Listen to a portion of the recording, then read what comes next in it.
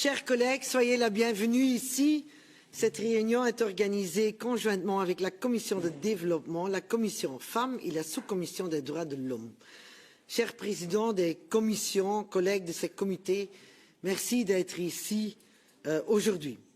Tout d'abord, permettez-moi d'exprimer un accueil chaleureux à notre docteur Denis Mukwege, lauréat du prix Nobel de paix en 2018 déjà et du prix Sakharov de 2014. Docteur, vous êtes un exemple de courage et de détermination dans la lutte contre la violence sexuelle en tant qu'arme de guerre. Et votre travail est un phare dans l'obscurité de cette tragédie. Chers collègues, cher docteur Mukwege, cette année marque le 25e anniversaire de la résolution 1325 des Nations Unies sur les femmes, la paix et la sécurité. Pourtant, à l'est de la République démocratique du Congo, les violences continuent de manière insupportable. Des femmes et des enfants sont chaque jour victimes des viols utilisés comme armes de guerre. Docteur, vous avez été très clair ce matin. Les atrocités persistent et aujourd'hui, les agresseurs font jusqu'à filmer leurs crimes. Depuis plus de 30 ans, plus de 6 millions de Congolais ont perdu la vie.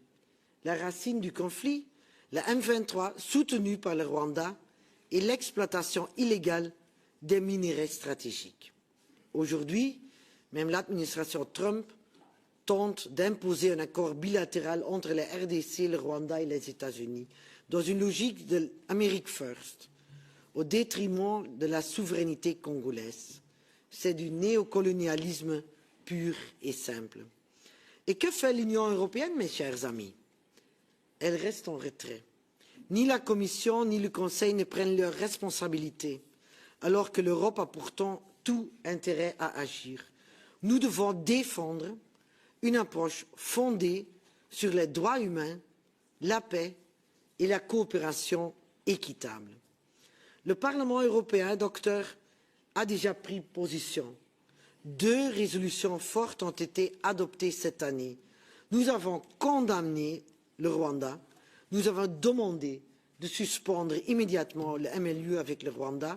Nous avons demandé les sanctions contre les responsables et nous avons exigé avec urgence la protection de l'hôpital Panzi et de l'aide humanitaire pour les victimes. Mais cela ne suffit pas. L'Europe doit reprendre le leadership politique dans la région. Concrètement, j'aimerais bien proposer 3 choses qu'on peut discuter et je vais écouter tout le monde et vous-même. Un soutien renforcé à la justice et aux victimes. Il est urgent de mettre en œuvre le rapport mapping de l'ONU, pas de nouvelle étude, mais une application immédiate.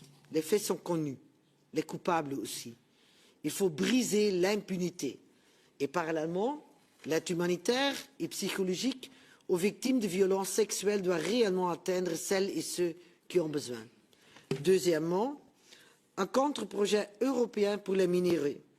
L'Union européenne doit proposer à la RDC un partenariat équitable pour l'exploitation de ces ressources, dans le respect de la souveraineté, de l'environnement et des droits sociaux. Et troisièmement, une conférence européenne pour la paix, sur base de l'accord cadre d'Addis Abeba de 2013 et avec tous les acteurs impliqués, y compris la société civile congolaise, car le chaos actuel du processus de paix ne mène nulle part. Le silence européen ne peut plus durer. Fin mai, collègues, une mission du Parlement européen se rendra à Kinshasa.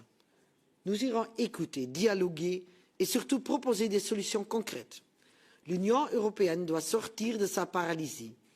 Il est temps d'agir pour la paix, pour les droits humains et pour l'avenir du Congo. Tous ces sujets feront l'objet de discussions approfondies dans le cadre de cette mission. Permettez-moi maintenant, parce que vous êtes tous venus, bien sûr, d'écouter le docteur Denis Mukwege, parce que tout le monde connaît les efforts que lui y fait. Cher docteur, vous avez la parole. Merci, Madame Votmans. Mesdames et messieurs, le président de commission du Parlement européen,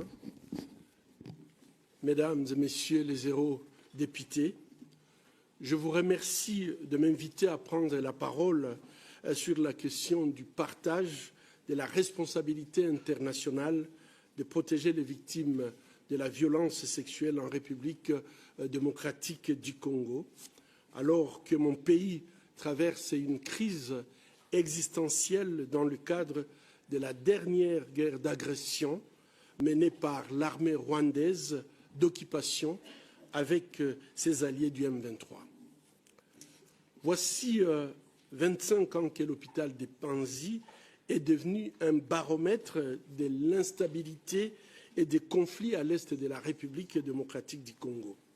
Depuis la fondation de l'hôpital Panzi en 1999, nous avons pris en charge à l'hôpital plus de 87 000 victimes de violences sexuelles et nous notons avec effroi une tendance à l'augmentation des victimes mineures, des enfants.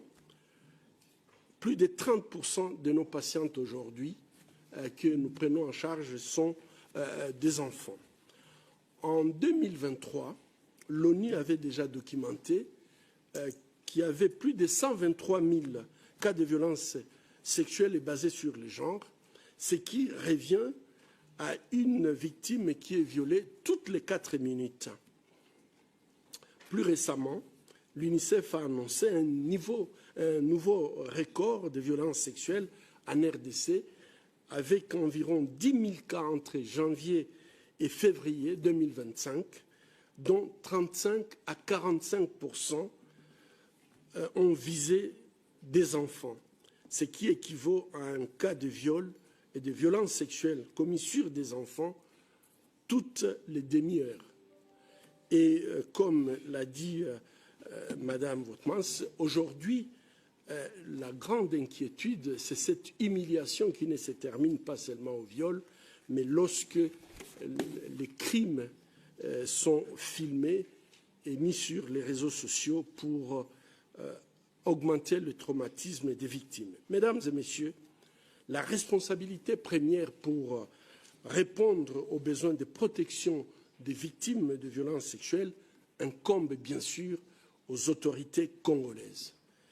Mais dans les zones qui sont occupées, le droit international humanitaire et les systèmes de protection des droits humains imposent aussi des obligations à l'armée rwandaise d'occupation et bien sûr ses alliés.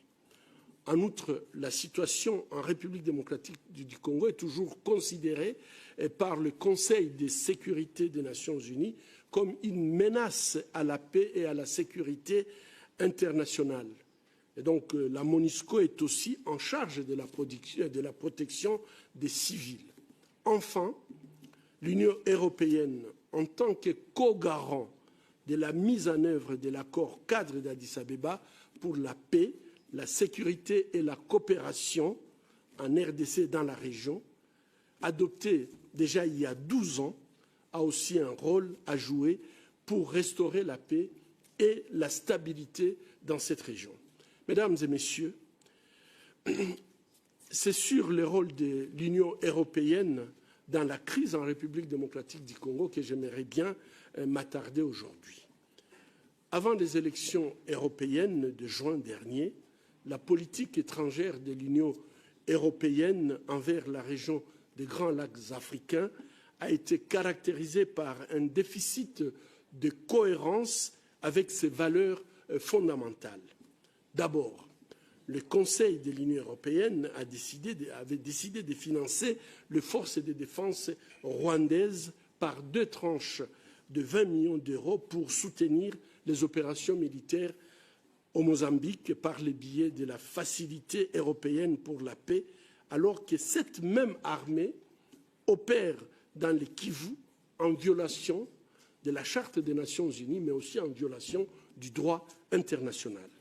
Ensuite, le protocole d'accord Union européenne-Rwanda sur les minerais stratégiques a été signé le 18 février 2024 dans le cadre du programme Global Gateway, pendant une guerre d'agression où le pillage massif des minéraux de conflit de la République démocratique du Congo est largement documenté.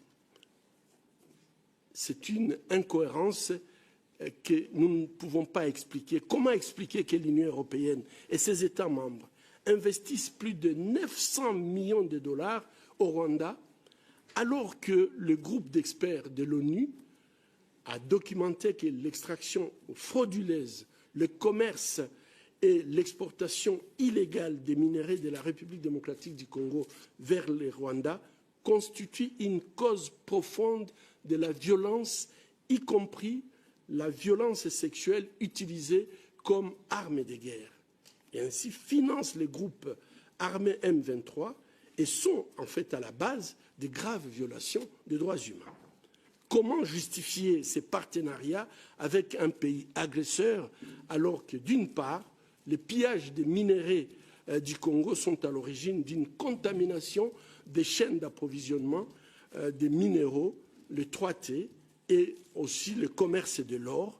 Ces minéraux sont ensuite blanchis dans la production rwandaise avant d'être exportés vers le marché mondial. Et que, d'autre part, l'Union européenne a développé son cadre législatif, notamment avec le règlement de l'Union européenne sur les devoirs de diligence pour les chaînes d'approvisionnement des minéraux qui est entré en vigueur en janvier 2021.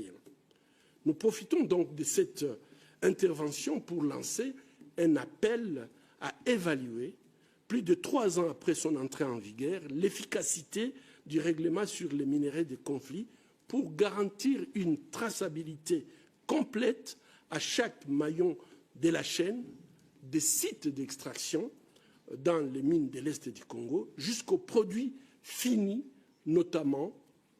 Nous avons des laptops, des smartphones que nous achetons et que nous avons dans nos poches, normalement, devraient être propres en rapport avec le règlement européen donc sur le devoir de diligence.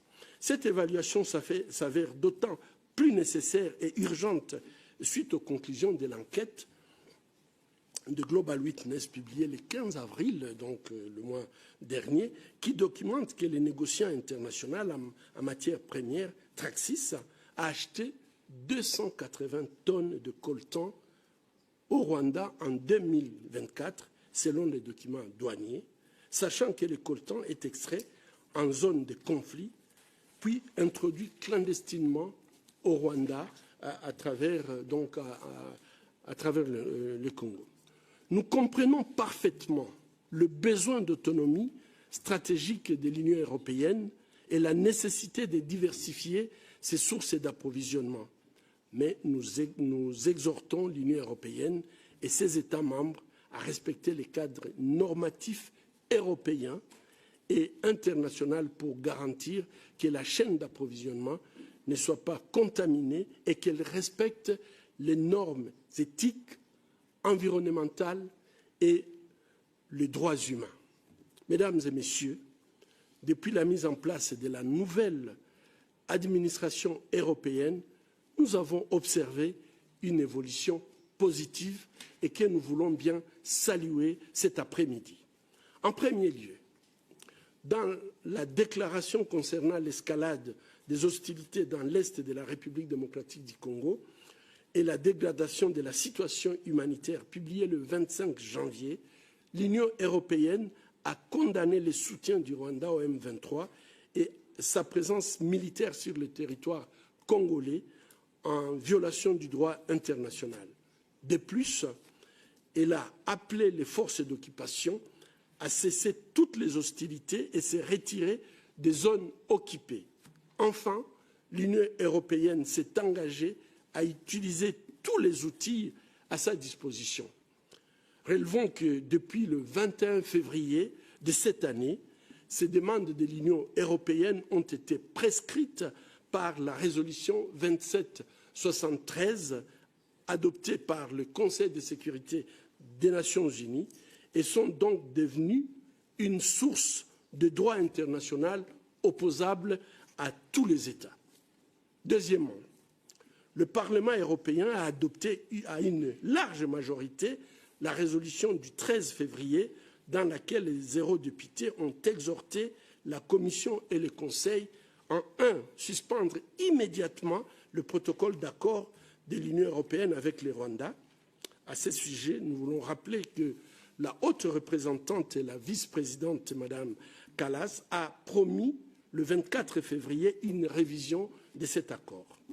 Deuxièmement, de geler l'aide budgétaire directe au Rwanda. Et 3, cesser son assistance militaire et sécuritaire aux forces armées rwandaises.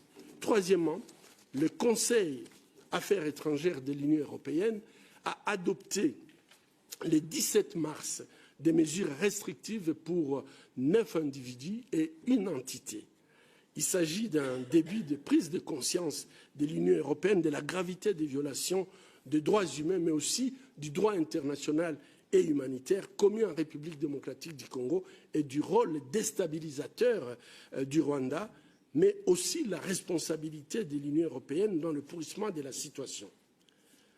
À titre de prochaines étapes, nous invitons la Commission et le Conseil à ne pas s'arrêter à ces mesures restrictives, mais à utiliser tous les leviers à sa disposition, il y en a beaucoup, pour éviter d'être complice d'un régime agresseur et criminel de Kigali, notamment en suivant les exhortations des eurodéputés.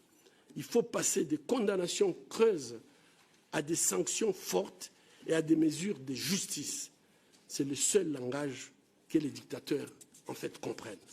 Mesdames et messieurs, assez de lignes rouges ont été ignorées et transgressées.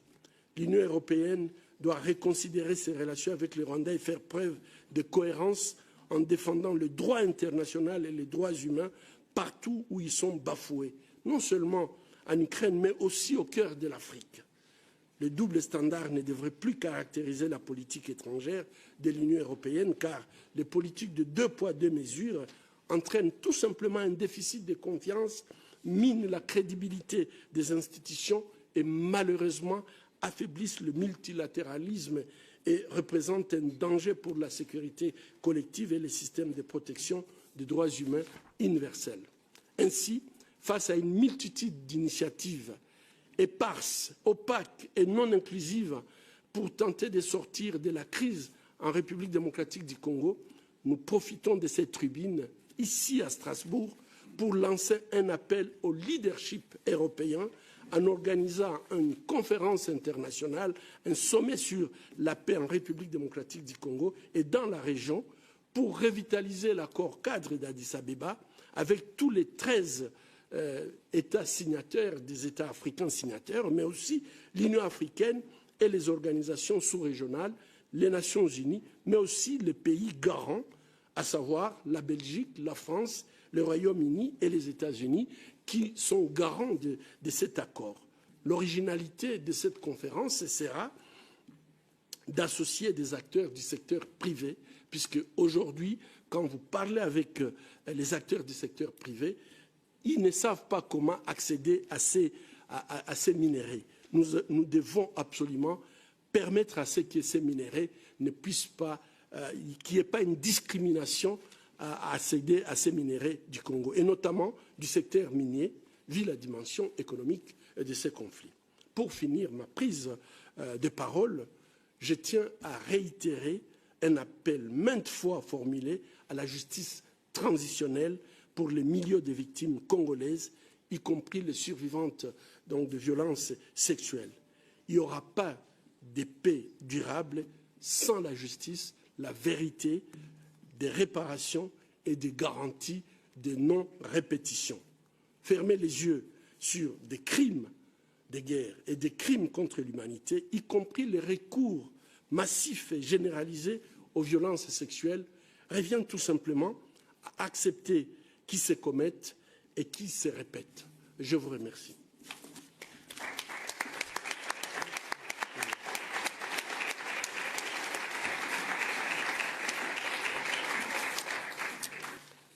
Honnêtement, je dois avouer que chaque fois que vous parlez, les mots touchent au cœur et on devient un peu silent à côté de vous, un grand monsieur.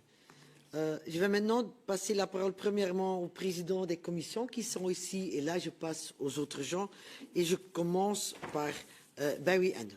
Vous avez la parole. Merci Hilda. Il faut que je m'exprime en anglais. Je suis désolé.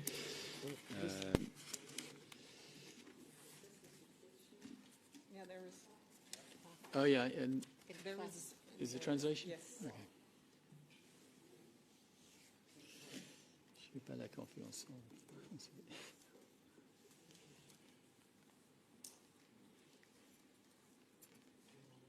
So, Dr. Mukwege, I'm delighted that you're here again. We spoke to you the last time online.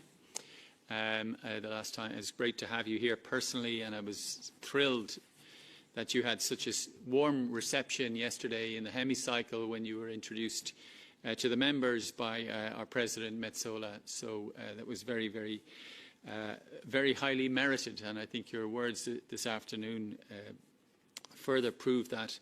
I just want to make a couple of points, if I may. One is on, you referred to the agreement with Rwanda as being in the framework of Global Gateway. And Global Gateway is one of our most important external action instruments. And it is supposed to be guided by principles of democracy, governance and rule of law. And yet there are quite a lot of agreements that have been made that are called flagship agreements, where these have been found extremely wanting. There has been a very serious lack of these present in some of these flagship projects. So we really have to have a proper debate in this House about Global Gateway. We are about to begin the process of refashioning our budget and the NDICI instrument. So if we are serious, if we are the only possible recourse to the defence of human rights, then we have to make sure that it is part of our legal and budgetary framework in this Parliament, and we also have to insist that agreements that we make require much greater parliamentary scrutiny and even ratification. The second point I want to make is you referred to our supply chains. And in the last mandate, we made an agreement, a new legal instrument, to oblige businesses to carry out due diligence on their supply chains and to make sure that there were no human rights violations in their supply chains. And we included the concept of civil liability. Sadly, we're walking that back now.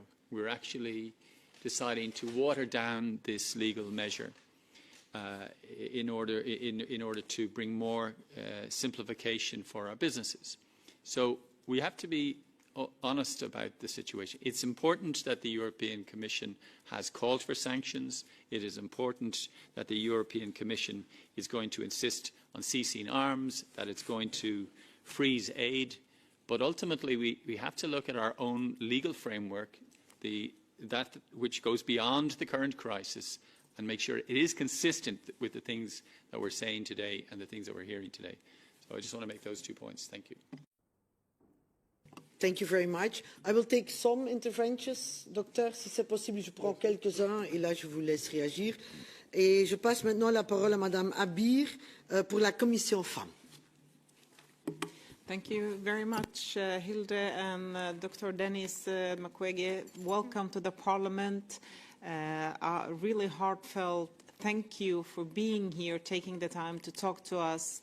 We met very long time ago in Stockholm on several occasions, and we were introduced by our good mutual friend Stina Berge, also a fighter for human rights and women's rights. I'm here on behalf of the FAM committee, and I just wanted to make raise some points that we have done. And the FAM committee is the Committee on Women's Rights and Gender Equality, and we have been stressing the fight against gender-based violence, including conflict-related sexual violence, and it is one of our main priorities. As we have seen in the DRC, the impact of armed conflicts is gendered. A woman raped, as you very well mentioned yourself, every 4 minutes. FAM has called on the Commission and the Member States to give high priority to gender equality and SRHR in their humanitarian aid programs and responses. In our latest opinion on human rights and democracy in the world annual report, for example, we want to see accountability, access to justice, and redress for sexual and reproductive rights and violations and gender-based violence. This must mean prioritizing these issues in our humanitarian aid funding. Women and girls must have continuous access to SRHR during conflict and displacement. The international humanitarian law and international human rights law are under attack, both the principles and the funding. We know that the funding cuts had a huge impact on Congo, with the US having contributed for 70% of the humanitarian funding in the DRC, impacts that are hitting women and girls specifically. It means the DRC must be EU's priority, and we must increase our humanitarian funding to the DRC and prioritize gender equality measures, invest in women-led local organizations, ensure service to survivors, and support accountability measures. Perpetrators must be brought to justice. It is of utmost importance to enforce the international humanitarian law to safeguard the rights of women and girls in conflict. Therefore, it is crucial to ensure women's meaningful participation in the peace process in the DRC and gender provisions integrated in any future peace agreement. EU must use diplomatic and financial means to push for these aspects. It is an honor to have you here today. I warmly welcome your insights and recommendations, and really it was a very interesting, some interesting ideas and calls that you made, and I would like to pose 2 questions. One of them being that about the proposal that you already made about a special tribunal for the DRC. What role do you see the EU can take in this, and what else can be done and must be done in that matter? And the second question is about the current peace talks. Do you see gender equality issues being addressed, and how can we strengthen women's full, equal, and meaningful participation in these talks and ensure gender provisions in the peace agreement? Thank you so much. Thank you very much, Abir. And then the last, I would want to go to Monsieur Mounir Satouri, c'est au nom de la sous-commission des droits de l'homme. Merci beaucoup, chère Hilde, Madame la Présidente, et merci sincèrement de maintenir le sujet de la RDC dans l'agenda du Parlement européen. Je pense que c'est important qu'on ne lâche pas, qu'on n'oublie pas. Le docteur le disait, les derniers acquis au Parlement européen sont positifs. Pour le moment, et notre évaluation va dans le même sens, la réaction des autres institutions n'est pas à la hauteur. Et donc c'est pour ça qu'on doit maintenir le sujet à l'agenda pour continuer à faire pression. Tu disais que l'Europe doit sortir de sa paralysie. Sans doute. Mais je rajouterais qu'elle doit surtout sortir de sa complicité. Et j'ose le terme. Tous nos concitoyens qui ont un smartphone dans la poche sont complices des exactions commises contre la population civile en RDC. Toutes celles et tous ceux qui, pendant les vacances, pour passer un bon moment, prennent leur smartphone, surfent sur le net, lisent la presse, sont complices du viol érigé en arme de guerre en RDC. L'Union européenne doit aussi sortir de son hypocrisie. Je ne me satisfais pas. Je pense que personne de sincère et d'engagé ici ne peut se satisfaire de la réponse de la Commission. Le protocole d'accord doit cesser. Nous ne pouvons plus, histoire de satisfaire notre transition énergétique ou numérique, continuer à importer des marchandises qui sont pillées à un peuple au prix d'atteintes graves aux droits humains. C'est inadmissible. Deux sujets d'actualité. Le premier sur les discussions politiques, les négociations politiques sous l'égide des États-Unis. L'Union européenne doit sortir de sa naïveté. Si nous laissons Trump et son administration faire, si cette négociation se fait dans la contrainte, avec brutalité, sans le respect du droit international, sans la justice pour les victimes, c'est un précédent regrettable qu'on laissera faire. Je nous sais obsédé par le cas de l'Ukraine. Je nous sais impliqué auprès des Ukrainiennes et des Ukrainiens, et nous avons raison de le faire. Mais si nous laissons cet accord se faire sous la contrainte, sans rapport de force politique, sans respect du droit international, sans justice pour les victimes, nous laissons s'installer un nouvel ordre mondial, loin de nos valeurs et de nos principes, sous la brutalité et dans l'intérêt économique et mercantile pur. Premier point. Le deuxième point est la justice internationale. Et je ne peux pas rendre la parole sans rappeler l'importance de la Cour pénale internationale. Et sans regretter que malgré des demandes répétées, malgré des interventions multiples, malgré la demande explicite dans le rapport annuel des affaires internationales du Parlement, pour le moment, Ursula von der Leyen et la Commission n'aient pas déclenché le statut de blocage pour protéger sur le sol européen la Cour pénale internationale. Dans le cas de l'Ukraine, comme celui de la RDC, la Cour pénale internationale nous rappelle que quand tout est en train de sombrer, la justice internationale reste la dernière bouée à laquelle l'espoir d'un monde sans brutalité, basé sur les règles, est encore possible. Je vous remercie. Merci beaucoup. Je peux continuer encore quelques interventions avant de retourner chez vous? Ok, merci. Là, je passe la parole à la première vice-présidente de la DAFR, Ingeborg ter Laak. Vous avez la parole. You have the floor. Thank you very much, Chair, and thank you, Dr. Mukwege, for being here. And I really want to thank you for your courage and your leadership for a long-lasting time. And we met quite a few years ago. I was just looking on my phone on the pictures. It's 18 years ago, and I met you in the Mpenzi Hospital. And when you tell me about all those women who are there, who are injured, I met a few of them so many years ago, and I was shivering at the time. And when you tell me the stories again, I'm shivering again, because I know those women are harmed and are scarred for their life, not only mentally, but also physically. And are outcasts within their villages where they come from. But saying that, since we are in Congo for a long time, I was there then under the UN flag of MONUC,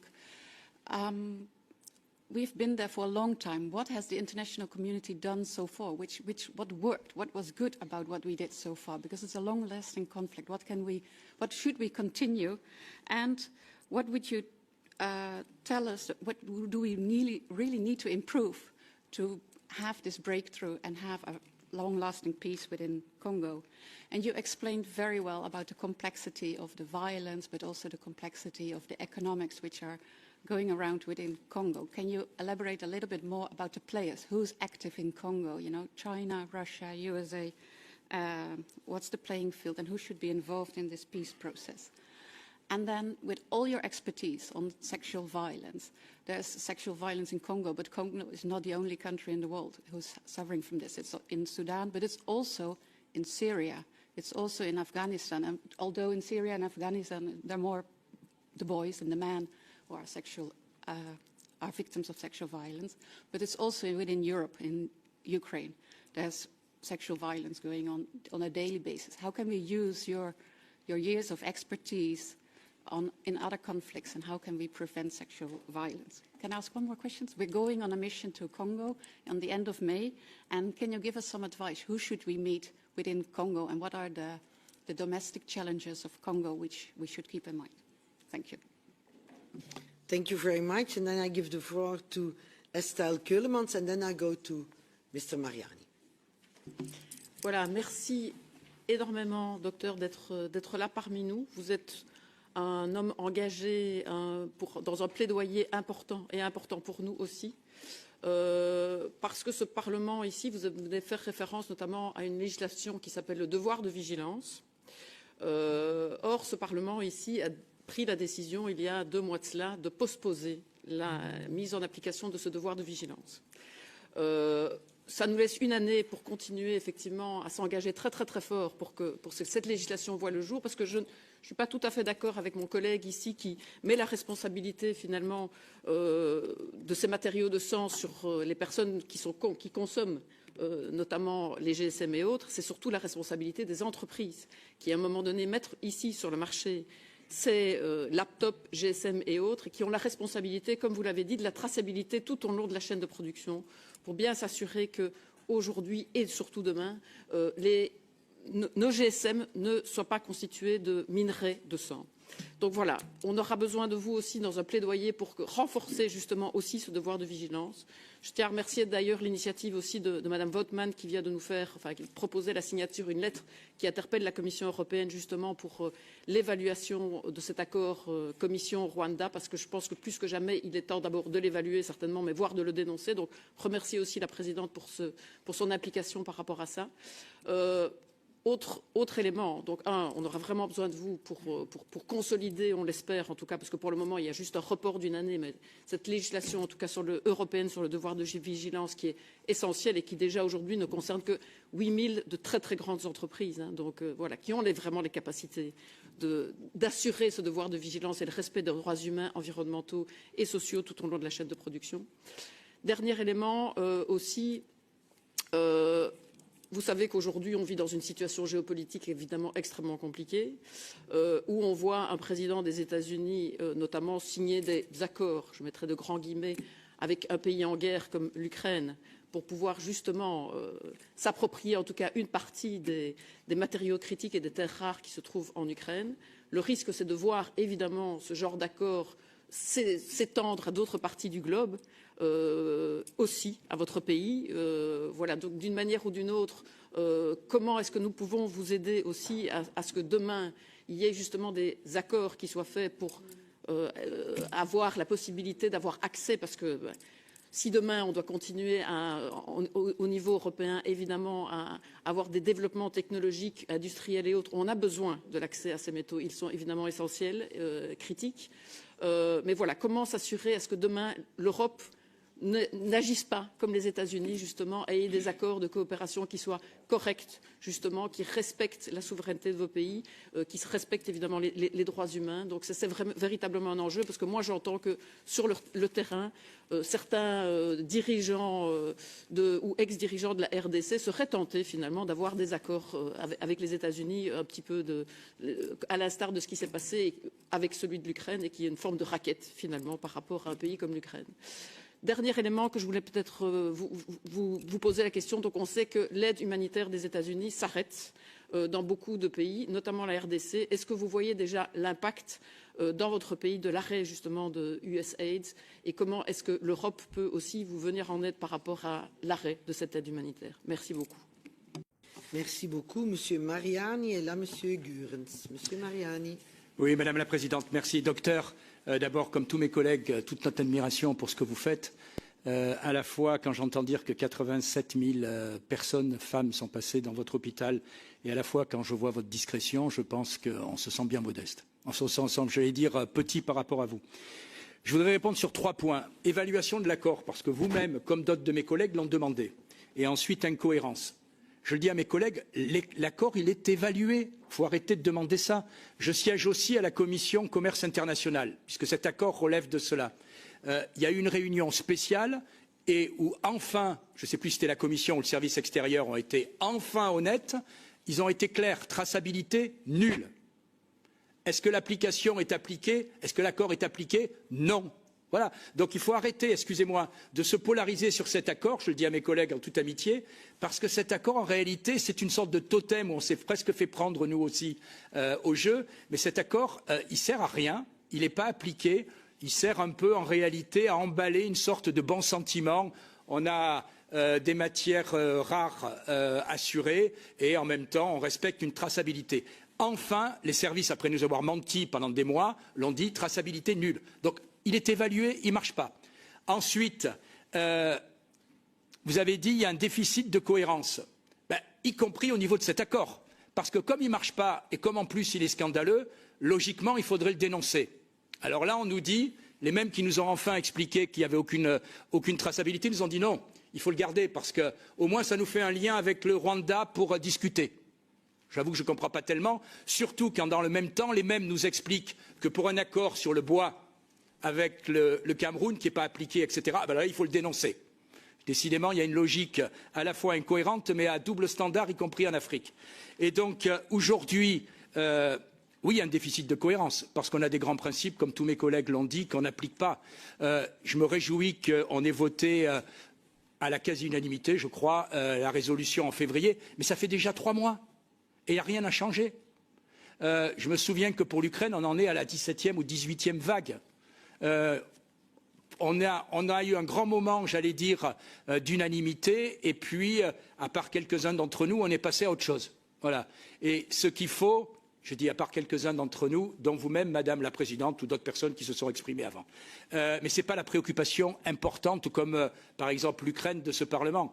Et pourtant, c'est une guerre qui certainement fait bien plus de victimes depuis des années dans, j'allais dire, l'indifférence générale.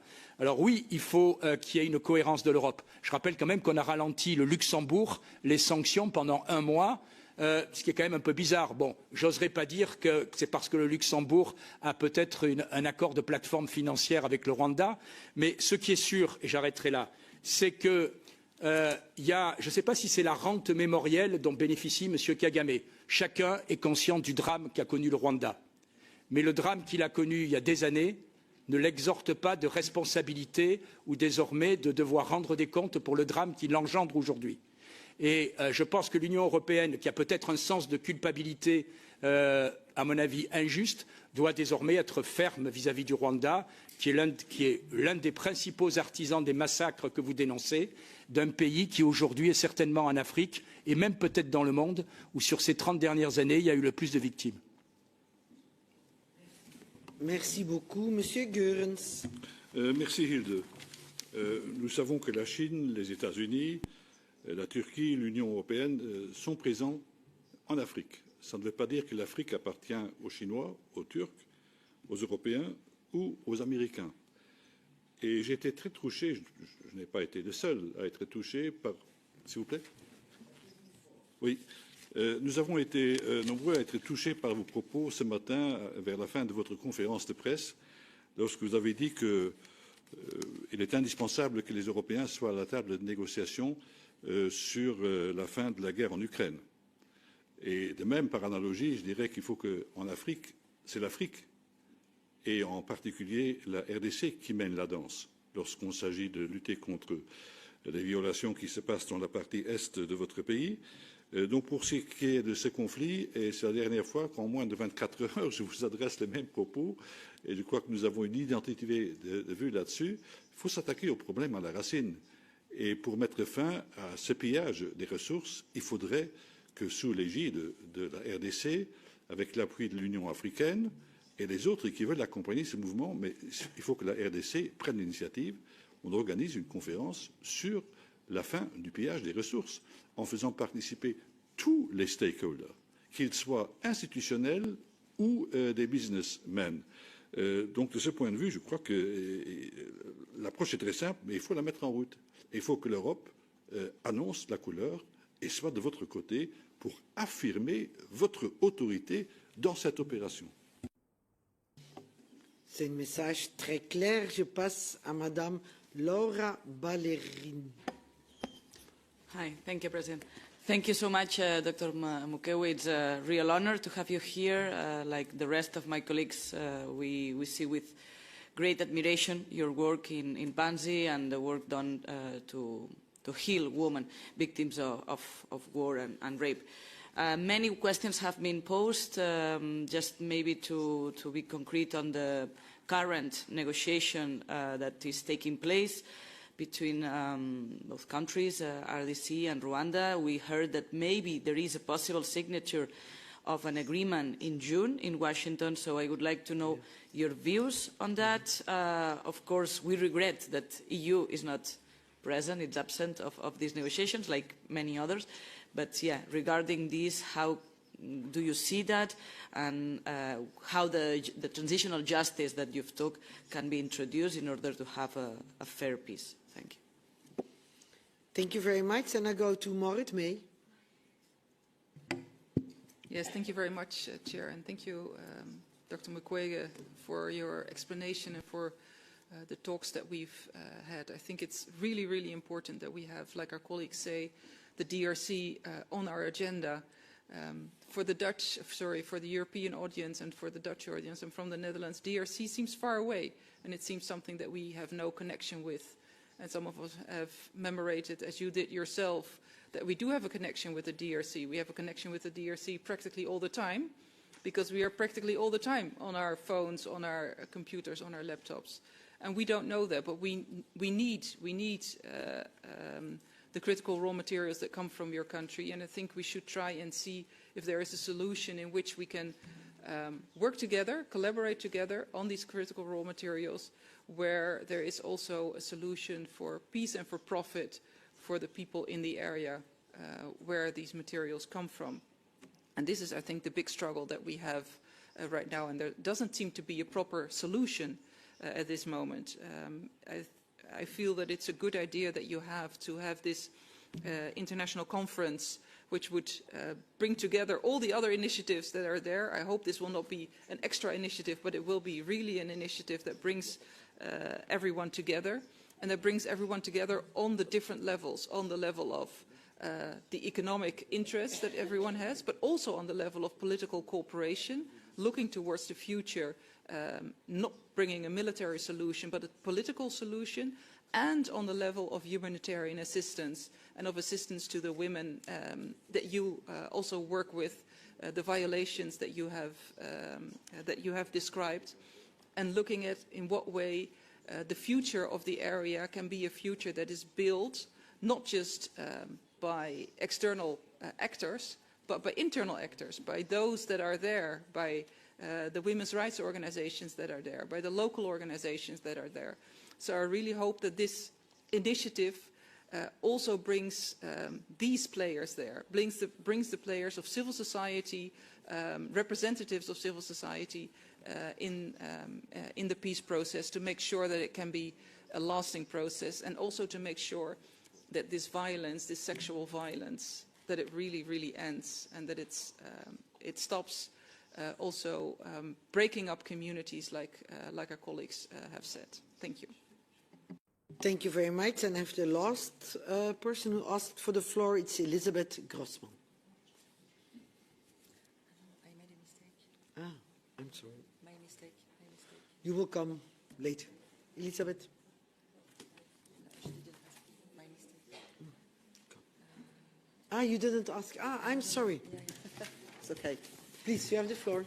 I will speak in Italian. Grazie intanto, dottor Mukwege, per la sua presenza qui, e chissà che non risvegli anche qualche coscienza. Sono d'accordo con lei, l'Unione Europea dovrebbe abbandonare il doppio standard, e ritengo anche, in quanto europea, mi sento complice di quello che accade oggi in Congo, perché come europea abbiamo sicuramente anteposto anche noi i nostri interessi economici alle vite umane. Ma vengo alla domanda. Lei spesso ha parlato della necessità di umanizzare le politiche. Ci può dire oggi che cosa manca all'approccio internazionale per non ridurre i sopravvissuti e le sopravvissute a meri numeri o simboli? Grazie. Regarde, encore d'autres interventions? Non. Alors je viens chez vous, docteur. Plein de questions, plein de remarques, mais j'ai surtout entendu beaucoup de soutien. Beaucoup de soutien ici, dans cette salle, dans tous les partis. Et ça me rend heureux qu'au moins ce Parlement est derrière vous et les Congolais. Je vous passe la parole. Je vous remercie. Effectivement, je tiens à remercier toutes les personnes qui ont donné leurs apports, leurs interventions pour soutenir la paix en République démocratique du Congo. Je ne serai pas peut-être capable de répondre à chaque question, mais je vais essayer de le regrouper. Et je commence par les minerais de sang, avec bien sûr les règlements européens et d'autres règlements comme Dodd-Frank, etc. Je pense que ça peut être un raisonnement simpliste, mais nous allons voir après comment on peut réfléchir. Puisque lorsque nous parlons de tous ces règlements, c'est pour éviter de contaminer la chaîne d'approvisionnement des minerais de sang, des minerais de conflit. Et la question qui se pose, si nous avons vraiment besoin de ces minerais et que nos valeurs, les valeurs de l'Union européenne, interdisent tout simplement à l'Union européenne de pouvoir utiliser le travail des enfants, de pouvoir violer les droits humains dans les mines, de violer les femmes tuées, etc. Je pense que si ces règlements ne réussissent pas, essayons d'arrêter les conflits. Puisque s'il n'y a pas de conflit, eh bien, il n'y aura pas de minerais de conflit. Ces minerais seront propres. C'est un raisonnement qui est simple, mais en fait, si le problème c'est les minerais de conflit et que nous ne sommes pas capables de contrôler la chaîne depuis les sites jusque quand ces minerais entrent dans nos téléphones, nous pouvons travailler ensemble pour arrêter les conflits. Et arrêter les conflits, ça veut dire également soutenir des millions de femmes qui sont violées, des enfants qui sont tués. Aujourd'hui, nous avons 1,6 million d'enfants qui ne peuvent pas aller à l'école à cause du conflit. Donc, en dehors des minerais de conflit, il y a toute cette souffrance que ces minerais entraînent à une population. Quand j'avais fait la présentation ici, j'ai parlé de 7 millions de déplacés internes. Et ceci, ça date de 30 ans. Être déplacé interne, ça veut dire ce sont des personnes qui n'ont pas d'abri, qui n'ont pas de soins médicaux, qui n'ont pas à manger, qui n'ont pas de l'eau. Et aujourd'hui, on sait très bien qu'avec donc les retraits de USAID, l'Union européenne, soyons logiques, ne peut pas couvrir les gaps. Et donc, je pense qu'aujourd'hui, plus que jamais, l'Union européenne a, je l'ai dit ce matin, doit prendre un leadership, puisque là où nous sommes en train d'aller par rapport au multilatéralisme, si nous laissons faire, ça veut dire tout simplement que les autres ne vont pas laisser faire. Les autres ne vont pas laisser faire. Et donc, pour moi, je pense que comment on peut transformer les minerais de sang en minerais de développement. Ça, c'est possible, puisque aujourd'hui, quand je vois ce qui se passe dans la région, on peut se dire, bon, ben, nous n'allons pas nous approvisionner en République démocratique du Congo. Je vous dis faux, puisque lorsque nous avons plus de 60% du cobalt mondial, comment vous allez parler de la transition énergétique sans inclure 60% du cobalt mondial? Donc, quelque part, vous n'y arriverez pas. Si vous dites, bon, ben, on ne va pas consommer les tantales, aujourd'hui, c'est 80% du tantal mondial qui vient dans la région des conflits. Ce qui fait que nous, en Europe, on a des contaminations qui sont prouvées par les enquêtes de Global Witness. Et je pense que c'est très important de se poser plutôt la question, comment nous pouvons résoudre ça? Il y a quelqu'un qui, dans son intervention, il a dit ce n'est pas de notre faute, c'est la faute des entreprises. Moi, j'ai dit c'est notre faute, nous tous. Et nous devons travailler pour que ça change. Les entreprises ont besoin de faire de l'argent. Qu'on le veuille ou pas, les entreprises, c'est ça leur travail. Mais il faudrait qu'on puisse s'impliquer pour leur permettre de faire l'argent, mais l'argent propre. Et cet argent propre, je pense qu'il y a des solutions. Les solutions existent, puisque aujourd'hui, en ce qui concerne le Rwanda fait une agression au grand jour. Tout le monde sait que l'armée rwandaise est au Congo. L'armée rwandaise finance les M23. Eh bien, qu'est-ce que nous avons fait? Lorsque l'armée rwandaise ou le gouvernement rwandais franchit toutes les lignes rouges, quelle est la réaction? La réaction, c'est beaucoup plus de compatir avec le Rwanda. Et je pense que lorsqu'on compatit avec le Rwanda, arrêtons de dire que c'est aux entreprises de faire les efforts, alors que les politiques s'alignent derrière un pays qui ne respecte pas la Charte des Nations Unies, qui ne respecte pas les droits internationaux et humanitaires. Donc, je pense que vous avez suivi. En fait, cette armée d'agression a tiré sur les avions de l'ONU. Et il y a eu des casques bleus qui ont été tués. Et lorsque on nous dit l'Europe a tous les outils et nous allons les utiliser, qu'est-ce qu'on attend pour les utiliser? Qu'est-ce qu'il faut encore faire pour les utiliser? Aujourd'hui, on parle de 6 millions de morts, mais les compteurs se sont arrêtés depuis très longtemps. Et je pense que la volonté, c'est beaucoup plus cette volonté de dire nous avons, Madame Selman a dit comment on va faire pour nous aider. Et moi, j'ai dit nous allons nous aider. Puisque je pense que les entreprises européennes ou l'Europe ne doit pas être exclue du circuit. Et il faut absolument qu'on puisse créer un mécanisme qui permet à ce que ces entreprises soient également dans le circuit. Aujourd'hui, l'Europe est exclue des négociations en Ukraine et en voie d'être exclue des négociations en République démocratique du Congo, qui est le premier producteur mondial du cobalt, premier producteur mondial du coltan. Où est-ce que vous allez trouver ces minéraux après? Donc, si on aide à terminer la guerre, c'est une aide mutuelle. Et je vais vous donner un exemple. Pendant le premier mandat de Donald Trump, les États-Unis ont vendu Tenke Fungurume, qui est la plus grande mine de cuivre et de cobalt en République démocratique du Congo. Aujourd'hui, on essaie de récupérer cette mine, mais on n'y arrive pas. La Chine a cette mine et la Chine exploite cette mine. Et je pense que vous avez suivi avec les tarifs, la Chine menace de ne plus vendre ces minéraux aux États-Unis. Et donc moi je pense que l'Europe ne doit pas abandonner en disant bon ben écoutez, ça ne nous concerne pas, pour pouvoir reprendre plus tard, mais plus tard ça sera trop tard.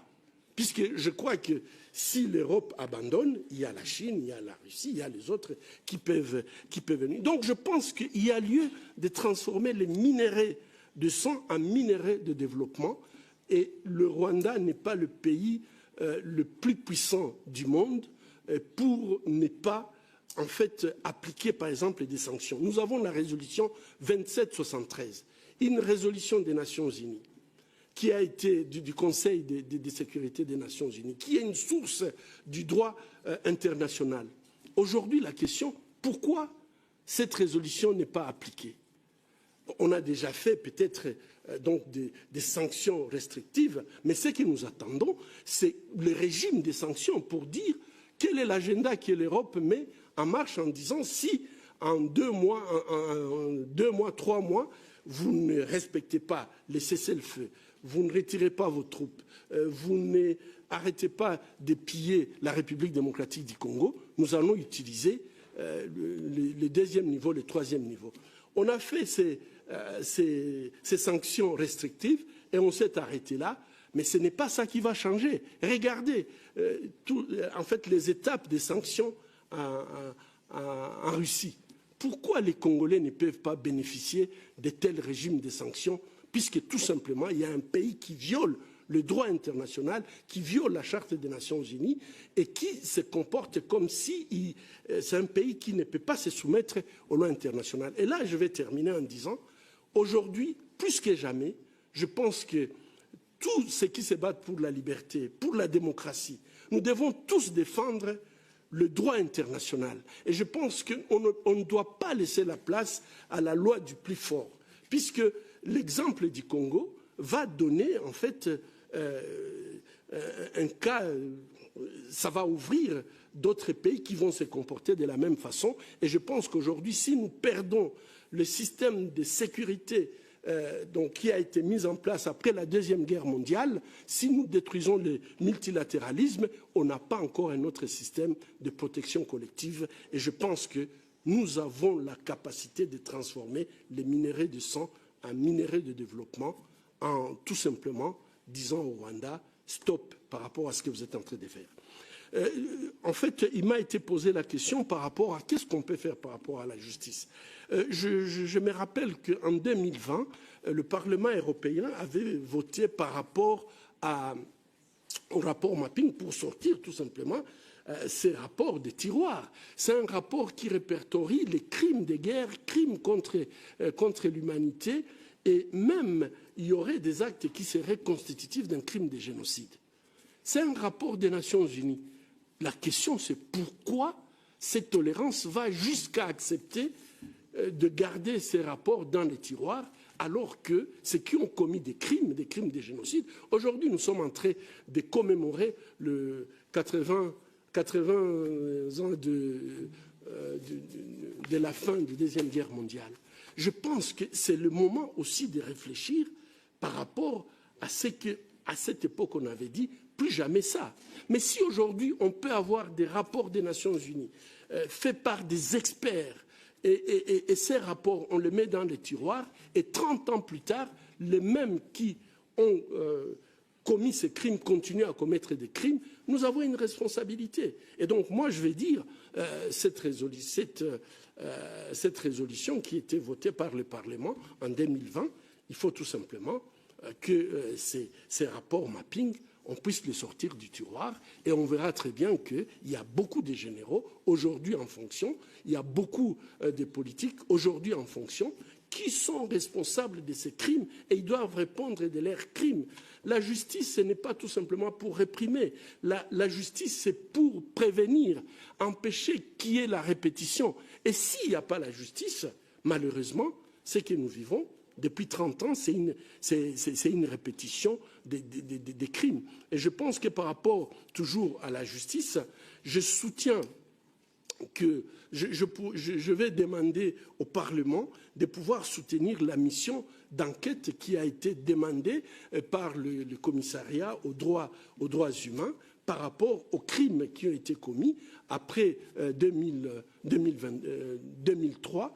Il faudrait que l'Union européenne puisse soutenir non seulement l'enquête par rapport à la mission d'enquête par rapport à ces crimes, mais également soutenir la CPI. La CPI ne peut pas faire son travail si ils n'ont pas le soutien qu'il faut par rapport au travail qu'ils vont faire. Et enfin, je crois que lorsqu'on parle de la justice, je voulais revenir sur la justice transitionnelle. Je crois qu'elle est très très importante, la justice transitionnelle, dans un pays comme la République démocratique du Congo, où nous parlons quand même de 6 millions de morts. On ne peut pas, comme ça, comme on est en train de faire dans les accords qui sont en train de se discuter à Washington, de dire on va mettre l'agresseur et l'agressé sur la même table de négociation, et on fait table rase des crimes qui ont été commis, et espérer qu'on va construire une paix durable. Cette paix ne pourra pas se construire de cette façon. On ne peut pas éluder les crimes qui ont été commis. Je pense que c'est là où il faut pouvoir commencer. Et ici, s'il n'y a pas la justice en République démocratique du Congo, je crains que ça sera impossible de pouvoir construire une paix durable, une paix juste et sans justice.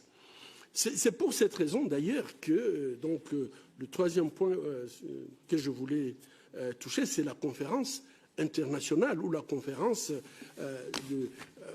en fait, on peut l'appeler une conférence internationale pour la paix en République démocratique du Congo ou la conférence sur les minerais stratégiques. Puisque tout le monde en parle, il ne faut pas qu'on se cache le visage, il faut qu'on se dise la vérité. Ces minerais, sans ces minerais aujourd'hui, on ne peut pas faire la transition énergétique. On a fixé des objectifs de 100 véhicules à fuel en 2035. On a besoin de ces batteries. Donc il ne faut pas qu'on se cache le visage, il faut qu'on se regarde droit dans les yeux et dire nous avons besoin de ces minéraux et nous ne pourrons pas accepter qu'il y ait seulement certains pays qui accèdent à ces minéraux et pas nous. Il ne faut pas être hypocrite et dire les choses ouvertement. Et je pense que si on les dit ouvertement, il faut appeler les stakeholders autour de la table et de pouvoir discuter ouvertement qu'est-ce qu'il faut faire par rapport à ces minéraux. Et moi, je pense qu'il y a de procédures qui peuvent permettre à la population congolaise de vivre en paix, bénéficier avoir du travail, travailler dans les mines, travailler dans les usines de transformation et vivre, avoir une vie décente en utilisant ces ressources naturelles et de l'autre côté, permettre aux entreprises d'utiliser des minéraux sans avoir une conscience lourde d'utiliser des minéraux de sang comme nous les appelons.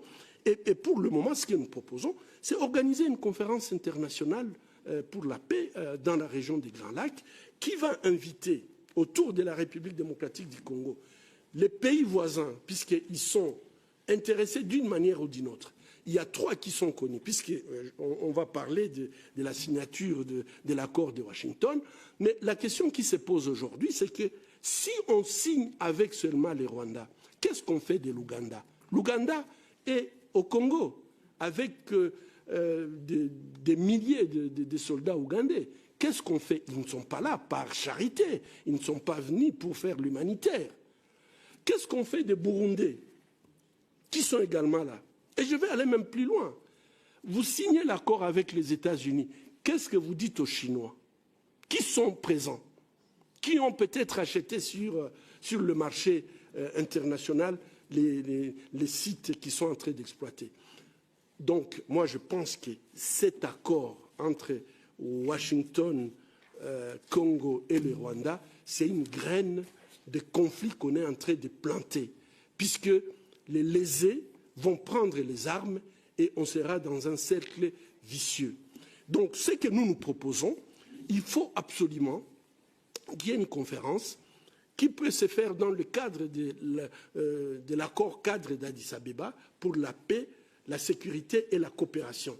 Donc, il y a déjà un framework qui est tracé et cet accord était signé par 13 pays africains, donc tous les voisins du Congo, plus les organisations régionales, SADC et EAC, plus les Nations Unies, l'Union africaine et l'Union européenne.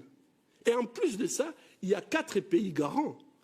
La Belgique, comme ancienne colonie, certainement, et 3 pays du Conseil de sécurité, la France, le Royaume-Uni et les États-Unis. Pourquoi les États-Unis veulent négocier seuls alors qu'ils sont dans un cadre où ils peuvent négocier avec les autres co-garants pour qu'on puisse trouver une paix juste? Et je pense que ma crainte, effectivement, c'est de faire un accord où nos dirigeants, notre président, risquent de signer un accord avec un revolver à la tempe, et ça va être, c'est la population congolaise qui va payer les frais. Et aujourd'hui, il n'est pas question de faire le bradage des ressources naturelles congolaises, les priver aux générations présentes et aux générations futures, puisque tout simplement, on veut conserver le pouvoir. Et donc, moi, je pense que ce cadre d'une conférence internationale où tous les intéressés à cette région peuvent venir autour de la table, parler de la paix, parler de la gestion de ces ressources naturelles que nous avons tous besoin. Je trouve qu'il y a des solutions. Il y a des solutions qui peuvent sortir et qui peuvent permettre à ce que ces minéraux de conflit soient transformés en minéraux de paix. Et en fait, j'ai eu la question depuis la 1325. Malheureusement, cette résolution que nous allons commémorer, malheureusement, vous allez voir dans toutes les négociations, en fait, la représentation des femmes est très faible. Il y a que l'accord de Havane où j'ai pu travailler avec, j'étais heureux de rencontrer les femmes colombiennes, où on a vu vraiment que les femmes colombiennes étaient représentées pour les négociations de paix. Mais dans d'autres négociations de paix, les femmes n'existaient pas. Et ici aussi, on peut faire de grands changements. Moi, je me pose la question, pourquoi un accord, on accepte ceux qui signent les accords, ils sont tous, ils ont ratifié cette résolution. Pourquoi, avant de signer, ils ne regardent pas combien de femmes sont représentées ou entrer dans les négociations? Je pense qu'il faut absolument qu'on soit conséquent avec nous-mêmes. On ne peut pas faire des résolutions et puis après, on fait comme si ces résolutions n'existaient pas. Aujourd'hui, je crois qu'il est plus qu'important dans ces négociations de paix d'avoir la participation des femmes et pas la participation cosmétique, ça doit être la participation effective, puisqu'on peut, moi je peux voir comment les femmes colombiennes suivent en fait les accords de Havane, et je pense que c'est comme ça que ça devrait se faire, mais c'est de notre responsabilité de pouvoir les faire. Oui.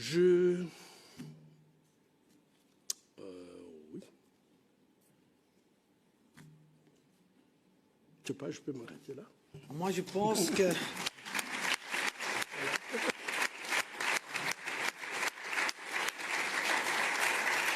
Merci. Docteur, je pense que vous avez répondu très clair à la plupart, à presque toutes les questions en détail. Je pense que cette réunion a été très utile.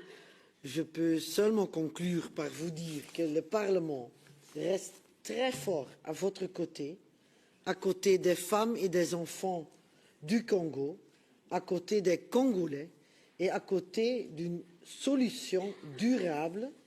On va continuer ici à travailler. Quand je vois les gens qui sont ici, c'est toujours les mêmes, mais qui soutiennent vraiment ce processus.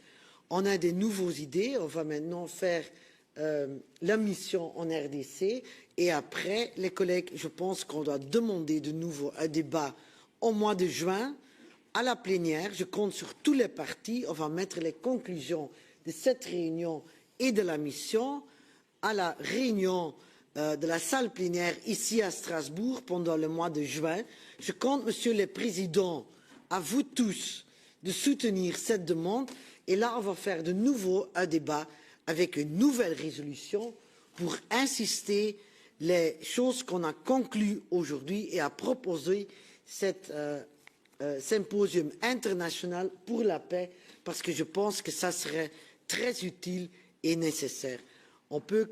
J'espère qu'on peut vous inviter encore des prochaines fois pour discuter plus loin, mais en tout cas, un très grand merci et continuer à soigner et se battre pour les femmes, pour les enfants et pour le Congo. Merci beaucoup.